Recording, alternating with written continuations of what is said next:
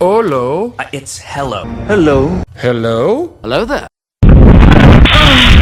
Welcome back to the Space Gulag. Today we're gonna find out what would have happened had Yoda been the Sith Lord. Before we begin this video, special thanks to our patrons, voice actors, and everyone else a part of my team. If you want a chance to win in our next giveaway, watch the end of the video and I'll tell you exactly how you can win a free lightsaber. Our story begins in 666 BBY. A young student of the dark side bounced around. She was a young, vibrant Sith apprentice. Her master instructed her to work on her training while he had to attend to some business.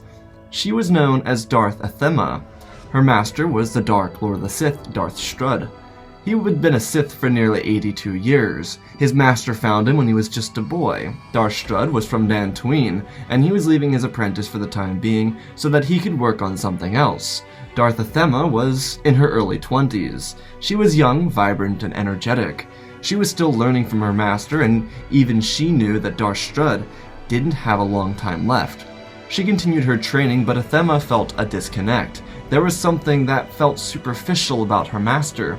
She believed that maybe he had other motives. Athema moved around as she flung her lightsaber around her, and then she sheathed it. She tiptoed to an adjacent room as she listened to her master begin talking to someone else. A voice spoke back to him as Athema listened through the door. The voice said the name Master to Strud. Athema's rage boiled. She couldn't believe that her master would just betray her like this. She made her way back to the training room though, quietly, so that when her master came out, she could surprise attack him. Athema went back to her exercise as she ignited her lightsaber and swung at the training droids surrounding her. She was quick on her feet and she didn't stop when her master eventually walked in. She again sheathed her blade and bowed to her master. He looked at her. She lifted her head as he drew his lightsaber and swung at her violently.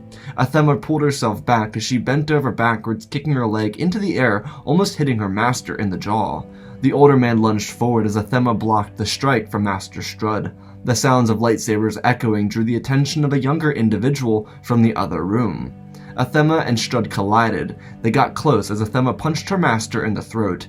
He grabbed at his neck with his hand as he stumbled backwards until his other hand was left to defend himself.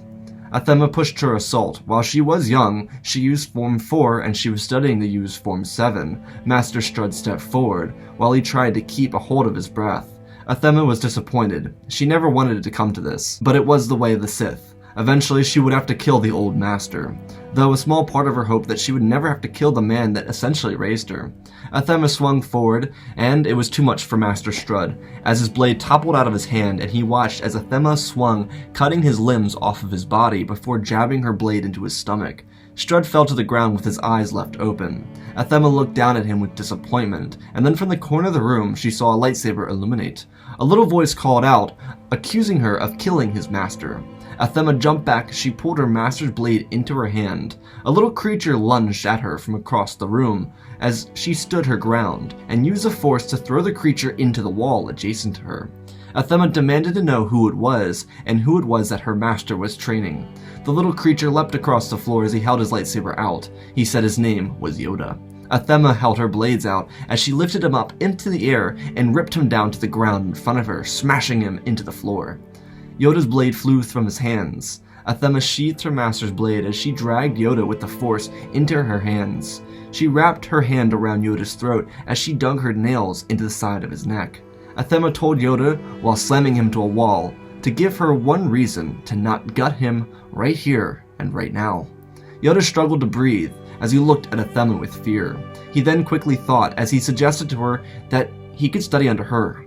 Athema's grip loosened. She looked at Yoda and then asked the question, demanding to know how long her master had been training him.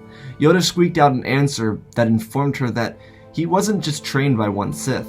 Athema let go as she let Yoda drop to the floor.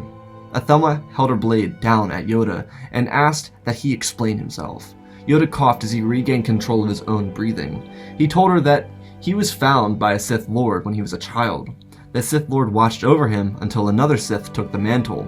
The Sith took care of his training for the rest of her life, and then, from there, Master Strud took the mantle as Yoda's teacher. Currently, Yoda was 230 years old. He had had 3 teachers, and now he was offering up Athema the chance to be his 4th. Yoda was still learning. There was no inclination for him not to to continue his learning. His species were known for living up to 1,000 years old easily, and he would certainly need another teacher. Though the problem is, Yoda had more training than Athema. On the other hand, Athema had more power than Yoda. She was impressive. She was an impressive student of the Force, and she had the potential to become a great Sith. Her power made her someone that Yoda knew would be a good master. Yoda really was more afraid of her than not, and while he was in his 200s, she and him were close to the same age in terms of their species. Though Athema was slightly older, and she had to figure out how to become a master of a 200-year-old Sith apprentice. Athema had some ideas. Currently, the Sith were hidden from the galaxy. They hadn't been seen or heard from in hundreds of years. The Sith were plotting their return to power, and yet Master Strud never told Athema of what his plans were. He kept her out of the loop a lot. Darth Strud truly intended on passing Yoda on to Athema, but he felt threatened by her and assumed that she was going to kill him, which is why he drew his weapon. It was an obvious misstep because it only caused him an early death. Athema looked at Yoda. She told him that she would be in her quarters for the time being, and that she accepted his offer, requesting that he remove the body of Darth Strud from the training quarters. Yoda nodded his head as Athema walked out of the room. She walked into her quarters and dropped Darth Strud's lightsaber to the ground as she sat down on her bed and leaned her head up against the wall. Athema questioned her abilities to teach someone who was 2 centuries older than her. Yoda had been trained by 3 Sith Lords, and yet his negotiation was to be trained by Athema. Darth Athema had a question that needed to be answered for herself. It was if she could actually provide a strong enough resolve to make Yoda believe she could be his master. The only thing for Yoda was that he had a warped understanding of the Sith. While the traditional rule of 2 suggested that a Sith apprentice rise up and kill his or her master, Yoda was too vulnerable to do as such, so when he was passed down from master to master, he just assumed it was one master dying of old age and another one taking up the mantle of Sith Lord. It wasn't until Athema that he saw the true meaning of the rule of 2, yet Yoda at this point didn't possess the poise or confidence to believe he could stand up to Athema, and while it was entirely possible that he could stand up to her, Athema was much more confident in herself as a duelist and as a Force wielder than Yoda was. Athema looked up. She saw her reflection staring at her. She twisted her master's blade around in her hand. She would adopt the role of Sith Lord, and yes, while she was still very young, she knew just the right amount of information in which she could adequately train Yoda and make him believe that she was training him. The only benefit she could think of is that Yoda most likely wouldn't betray her, because he hadn't betrayed Strud or the other 2 Sith Lords. But Athena thought as she aged, Yoda would be close to 300 years old when she was in her 80s or 90s. Yoda would still be in his prime, which he could use that to his advantage to either kill her or let her die. Athema had an idea. She rose to her feet and walked to her master's quarters and then ripped the room apart looking for anything that would be a guide for her. Something that could possibly give her an idea of what to do. Something that could enhance her knowledge in the dark side of the Force.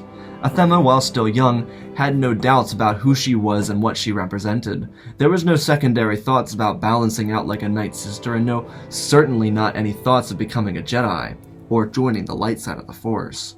She was fully committed to the dark side, and her loyalties were proven to work out for her as she thrived off the darkness. Much more so than Strud or even his master did.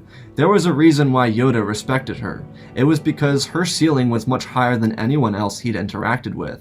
Yoda believed she could only be an effective ally, and while Yoda himself wasn't aware of his own motivations or how he would handle having Athema as a master, he did know that she wasn't someone he wanted to challenge. She was someone he wanted to learn from, and even more, develop a strong friendship and relationship with. Athema pulled out a small crystal-like object. She'd never seen it before, but it was a Sith holocron. Her master never taught her the power of the ancients. Darth Strud, in a way, feared what his apprentice would become, and so he limited her.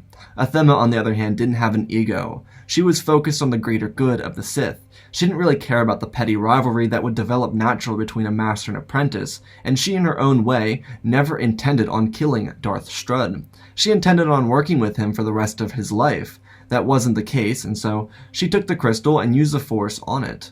It was a learning experience, but when it opened, she accessed so much raw potential. She closed her eyes, and she was filled with the information she never knew she could possess. The holocron told her of what the Sith homeworld, planets, things that she never heard of. There were things that she discovered as well, some of them being lightsaber techniques, force abilities, and a wide array of everything in between. Athema opened her eyes, and before her showed a hollowed-up map of the galaxy. Only planets on the galaxy were named with precise coordinates and hyperspace lanes on how to arrive. Some of the planets that were on there were by the names of Creuss II, Korriban, Malachor, and Exegol. These were all planets of the Sith homeworlds, places full of knowledge that could give Athema and her new apprentice a means to grow their power. Athema closed the hologron and looked around at the mess she made. She continued searching throughout Darth Strudd's stuff and didn't find anything of interest to her, except a small necklace that he normally kept on his person. On the necklace was a small figure. It was very odd looking, but she placed it on her belt as she wrapped her robes around her. Athema walked out of the room as she called Yoda's name and started walking towards Strudd's shuttle. Their lair was hidden on a backwater world. It wasn't really much of a lair either. Strudd didn't have a concept of the Force, and so he didn't have a Sith altar. The biggest failure of the Sith was their inability to rise above their own failures. The Sith for thousands of years were fragile. They had no real power. The last time they had any power was with Malgus. Darth Bane's decision to cut down the size of the Sith Order made their chances of finding a gem within Force users much less likely, allowing the Jedi to capitalize in the lack of Sith. All the best Force users in existence lived within their own societies, whether it be the Jedi, the Barrando sages, the Aht-Run, the Bazik priestesses, or the Night Sisters. Athema walked forward with a strut in her step. She showed nothing but power within her step. She stomped and turned to look at Yoda, who walked out of the adjacent room. He bowed to her and asked what she would like. Athema gestured forward to him to follow. Part of Athema believed that she would have to be tougher than she normally was. Athema was already tough, as it was, but it was more so keeping up the imagery of a powerful Sith Lord, considering that's what she was now, probably the most powerful Sith Lord since Malgus or even before him. Athema and Yoda walked out to a small shuttle parked outside of the building in the middle of the barren wheat field that they were positioned at. Athema stepped into the ship and stepped hastily onto the bridge as she opened up the computer console and placed different pieces of the ship's navigation system on and around the Sith holocron. Athema told Yoda that they were going to reinstate the Sith legacy. Strudd and the Sith before them were failures. She told Yoda that they would break the rule of two. Yoda almost immediately questioned why she thought this was a good idea, but she then reaffirmed her thought process. She told Yoda that they wouldn't create an army of Sith like the ancient days. Instead, they would push for something much more stricter and smaller. Athema pulled the ship into the air and pulled out of the atmosphere as she looked down at the holocron and locked in the coordinates for the closest Sith star system. When the ship jumped into hyperspace, Athema spun her seats towards Yoda and asked what he was taught by Master Strudd. Yoda quickly responded as he told her everything that Strudd taught him. Either Darth Strudd was too stupid to learn anything from his master, or he was too afraid to teach Athema more information because he feared her. Yoda admitted it seemed like Strudd taught him everything he knew. Athema leaned back in her seat as she registered that Darth Strudd was a failure of a Sith, something that really disappointed her because she looked up to him. Of course she did. He was essentially her father. For the rest of the trip through hyperspace, the bridge would be silent. There was not anything said between Yoda or Athema. Hours later, they would arrive over a dark planet. Their first destination was Creuss II. It wasn't one of the widely known homeworlds of the Sith, but it would be a good place for the two of them to start their training.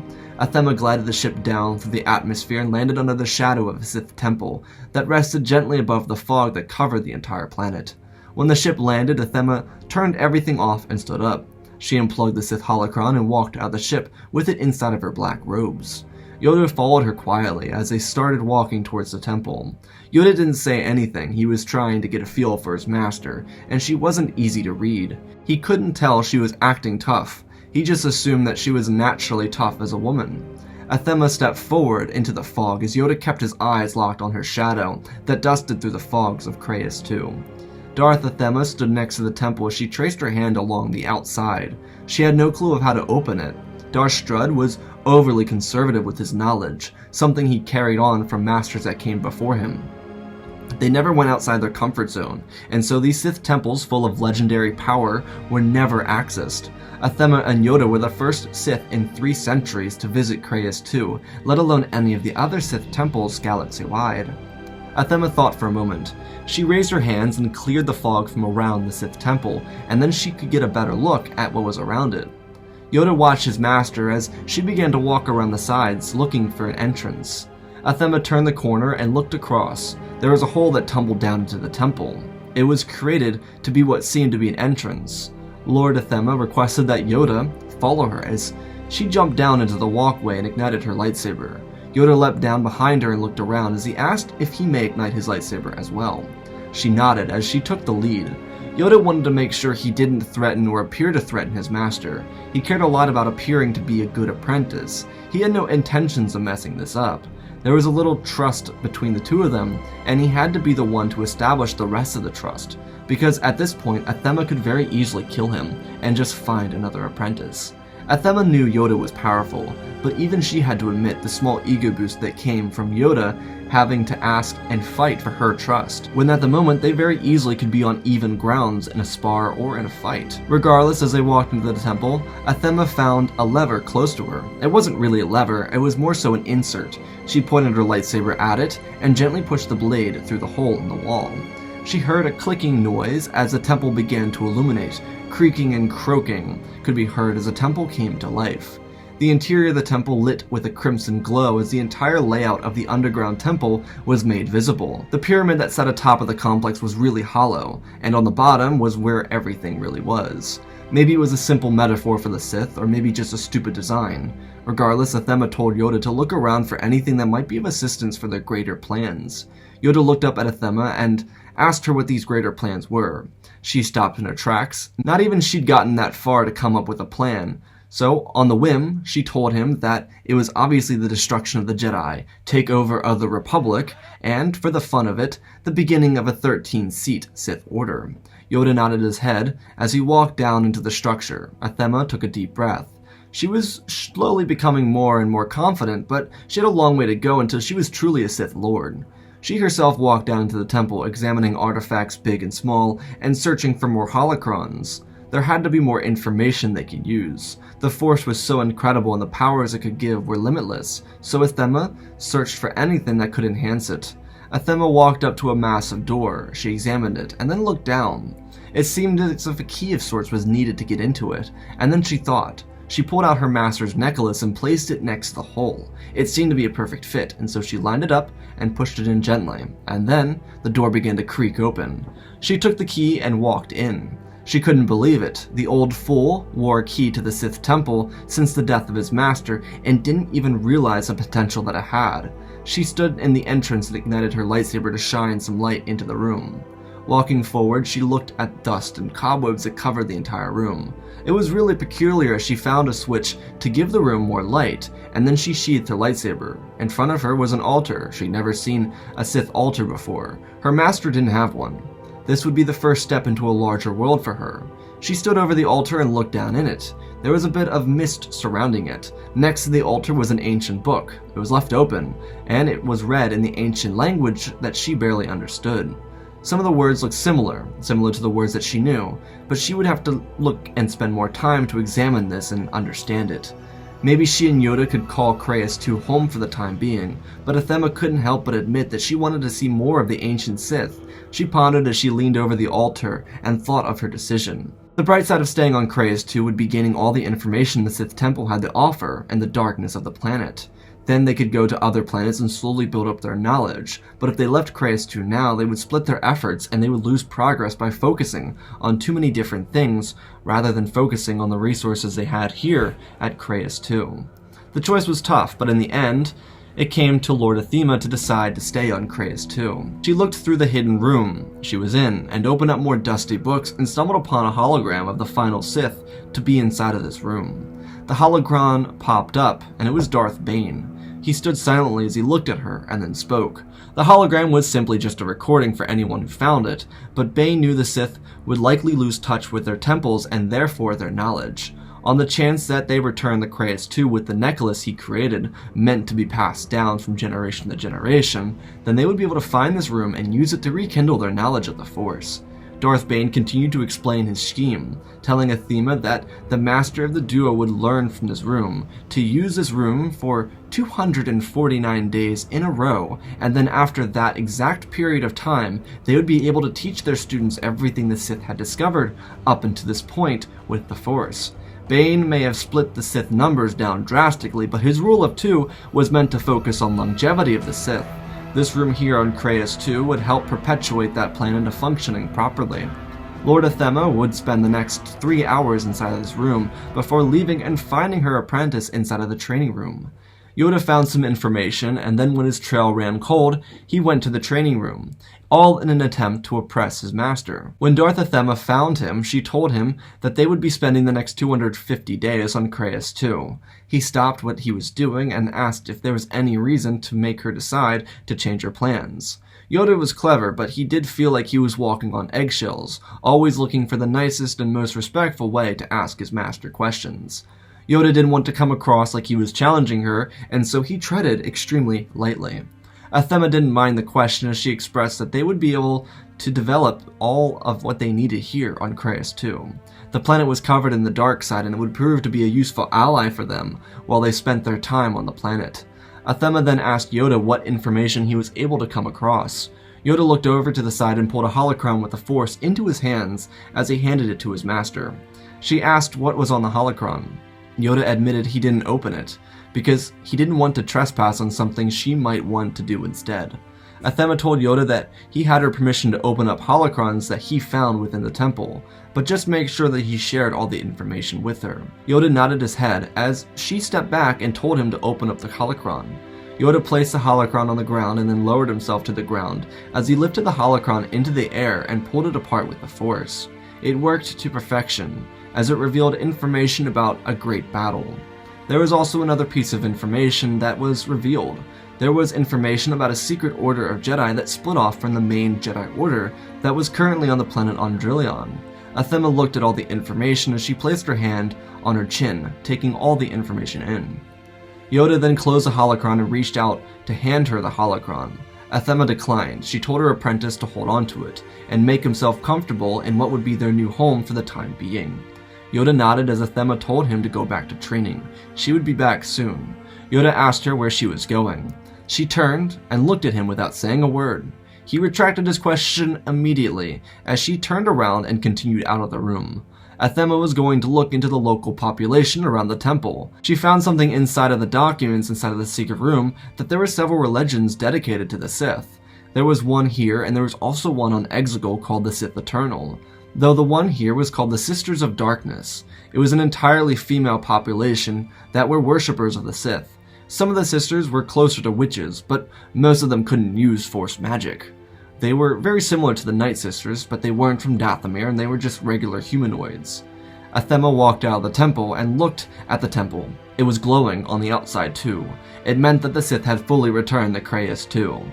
Athema looked outside as she climbed out of the entrance and saw 30 or so women, shrouded in dark cloaks as they started speaking the same language that was in the book. Athema rose above them, and then they all got on their knees to worship her. Athema welcomed us. This is what it meant to be a Sith, as she looked down at the witches and smiled. She was powerful, and they respected and feared her power. Athema loved this, and she continued forward as they jumped up and offered her a sacrifice in the form of a child. Athema looked at the child and pushed it away. The witches assumed this meant they would all be killed, and so they made preparation to make up for it. They ran down into their village in a great haste as they prepared a spell that the Sith Lord could use. Athema stepped down into the village, and then she waited. The Sith magic was certainly interesting as she watched the witches concoct their spells. Hours later, Athema would return to the temple after displaying the Sith had returned, enough to make sure the witches saw her as their new lord. The next 250 days would fly by for Yoda and Athema, and while Yoda grew in his power under the training of Darth Athema, she tripled in her own power under the teachings in the form of Darth Bane. Athema thrived in the dark side because she had a proper teacher. Darth Bane laid out teachings that were exactly the jumpstart the Sith needed to return from the depths of destruction. The Sith were so close to extinction, and if Strud didn't have an apprentice like Athema or even Yoda, there was a good chance the Sith Order would have died and their return would never, ever be seen. Athema grew in the Force, and while she did, her and her apprentice trained in epic sparring sessions. Yoda had yet defeated his master in one of these sparring sessions, but the benefit of the two of them being so young is that they were quickly rising into their own powers. They really benefited off of each other, though Yoda wasn't growing as fast as Athema. This was entirely because Athema was thriving off of Bane's teachings. She was using these to progress her own training. Nowadays, she wasn't in fear of being called out. Lord Athema had tons of confidence, and because of this confidence, she was even more powerful. Yoda truly respected her. In some ways, he feared her. She was something more than any of the other 3 masters he ever had, combined, and she pushed him harder than anyone else ever had.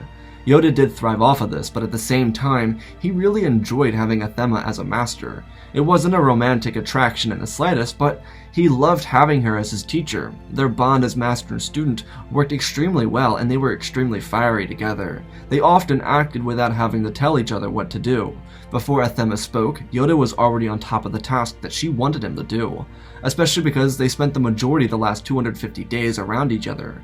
Yoda also greatly respected Athema and never questioned her, which made Athema trust her student a lot.